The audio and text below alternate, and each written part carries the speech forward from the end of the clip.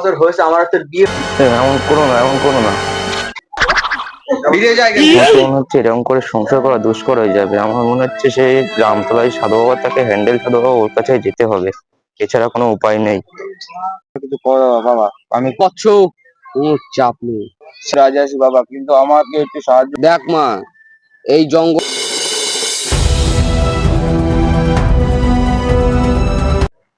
ভাত খেতে হবে না? ওই তো তোমার জন্য ভাত বেরোচ্ছি। তুই এখন আমার বাড়ি রয়েছিস? বলো না বাড়ি থেকে বেরিয়ে যেতে, তোমাদের বৌমার লাগবে না। 5 বছর হয়েছে আমার তোর বিয়ে হয়েছে, তুই এখন একটা সন্তান দিতে পারিস না। তুই এখন আমার বাড়ি রয়েছিস? বেরিয়ে যা তুই বাড়ি থেকে এখন, যা। এমন করো না, এমন করো না। বেরিয়ে যা আমার বাড়ি থেকে, বেরিয়ে যা, বেরিয়ে যা, বেরিয়ে যা। আর বাড়ি যন্ত্র না দেখি, আর বাড়ি ফিরছি না তুই আসো, বেরিয়ে যায়। আমার তো মনে হচ্ছে এরকম করে সংসার করা দুষ্কর হয়ে যাবে। আমার মনে হচ্ছে সেই গ্রামতলায় সাধু বাবা, তাকে হ্যান্ডেল সাধু বাবা, ওর কাছে যেতে হবে। এছাড়া কোনো উপায় নেই। বাবা, আমার বাড়ির থেকে বের করে দিয়েছে স্বামী আমার, 5 বছর কোনো বাচ্চা হয় না, তাই বাবা তুমি আমার কিছু করো বাবা, আমি খুব অসহায় বাবা। তোর নিয়ে আমার খুব চিন্তা বৎস, কোনো চাপ নেই। এই বাবা থাকতে কোনো চাপ নেই, আমি দেখে দেবো।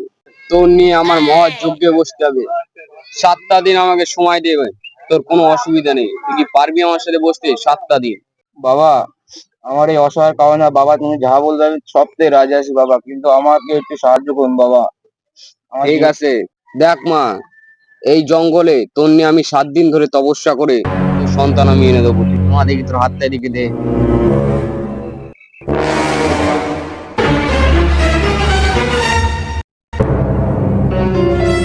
হ্যাঁ ঠিক আছে, তোর হবে, অসুবিধা নেই মা, তুই হাতটা ভেতরে রাখ, তোর হবে।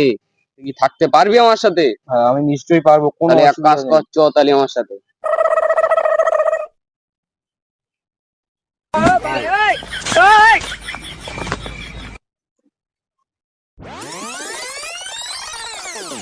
হাসপাতাল অথবা শিকড় সাধু বলে মানবিকা, ক পয়সা দিবি বল? উঠে লাগাইন দিব মাথার উপর, ফাটবেক নাই ফুটবেক নাই পহিরকার বল।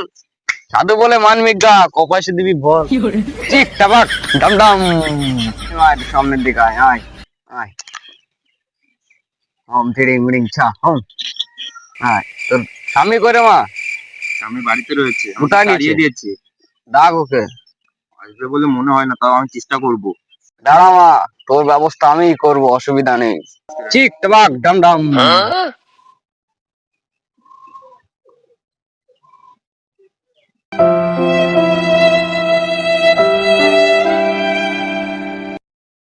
ওগো, শুনছো? তুই সর, আগে নিচে নামতে দে। তুই আমার বাড়িতে আর কি করছিস? আমার একটা কথা শোনো, আমার একটা কথা ওরও শোনো। তো সুযোগ হবে না, শোনো, তুই শোনো, বেরিয়ে যা বাড়ি থেকে। এই একটা কথা শোনো। আমি তোমার সাথে ঝামেলা হওয়ার পর আমি গেছিলাম হ্যান্ডেল সাধুর কাছে।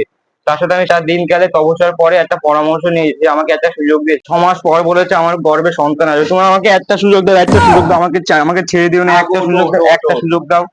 তুমি তো আমাকে এতদিন ধরে অনেক সুযোগই দিয়েছো, আমাকে এই লাস্ট একটা সুযোগ দাও, একটা।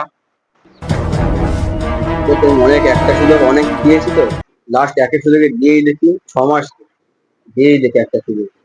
আচ্ছা তোর একটা সুযোগ আমি দেবো, 6 মাস পরে যদি কিছু না হয় তুই কিন্তু বাড়ি থেকে বেরিয়ে যেতে হবে। হ্যাঁ, আমি নিজের সংসার ছেড়ে দেবো, আমি কালে নিজের সংসার ছেড়ে দেবো। ঠিক আছে। এই তো আমি, এই তো কুচি কাঁদে না, কাঁদে না, এই বলে রেলে কুচি আমার কাঁদে না, কাঁদে না, আমি এই তো আমি এই তো। কি গো কচির বাপ, কুচি কাঁদছে মনে হয় তোমার কাছে যাবে, একে ধরো। বলছি দুধ খাওয়াও। খেয়েছি তাও কাজে তোমার কাছে যাবে, হয়তো বাবার কাছে যাবে, ধরো একে ধরো। এই তো বাবা, এই তো। হ্যাঁ কাঁদিস না, কাঁদিস না। কারোর সংসারে যদি এরকম বিষয় নিয়ে কোনো ঝামেলা মিটতে হয়, কেউ যেন ভুলেও কাউকে মানে ছাড়বে না, কিছুদিন অপেক্ষা করবে, 1 মাসের জায়গায় 2 মাস অপেক্ষা করবে, ঠিক কোনো না কোনো একটা উপায় বেরিয়ে যাবে, কিন্তু কেউ ভুলে ওকে ছেড়ে দেওয়ার চিন্তা ভাবনা মাথায় আনবেন না। আর ভিডিওটা ভালো লাগলে লাইক কমেন্ট শেয়ার সাবস্ক্রাইব করে দেবেন, আর বেশি বেশি করে শেয়ার করবেন।